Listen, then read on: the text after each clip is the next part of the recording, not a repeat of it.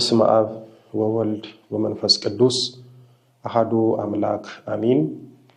በሀገር ውስጥም በውጭም ሀገር ያላችሁ የተወደዳችሁ የእግዚአብሔር ቤተሰቦች የወለላይቱ እመቤት የድንግል ማርያም የአስራት የቃል ኪዳን ልጆች የቅዱሳን የሰማዕታት ወዳጆች በያላችሁበት የክርስቶስ ሰላም ይድረሳችሁ።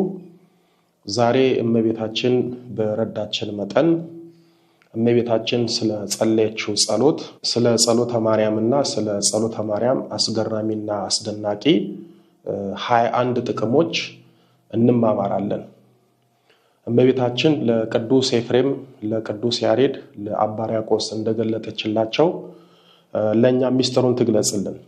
የወለላይቱ እመቤት ልጆች ጸሎተ ማርያም ወይም ሰላም ለኪ የሚለው ጸሎት ወለላይቱ እመቤት ድንግል ማርያም በመዓዛ መለኮት በጣፈጠው ጥዑም አንደበቷ የጸለየችው ታላቅ ጸሎት ነው።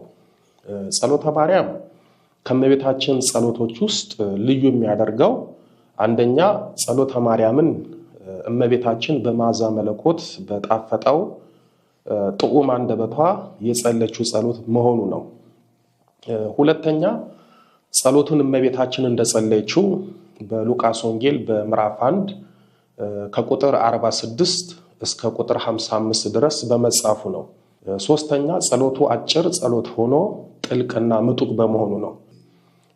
ይህ ጸሎት በቅድስት ቤተክርስቲያናችን ሁለት ስያሜዎች አሉት።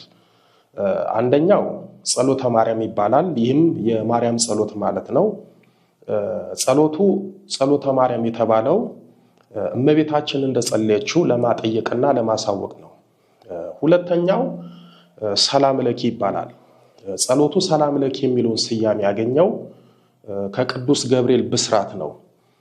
ሊቀ መላኩ ቅዱስ ገብርኤል እመቤታችንን ሲያበስራት ሰላምታ ስለሰጣት ነው ጸሎቱ ሰላም ለኪ የሚለውን ስያሜ ያገኘው።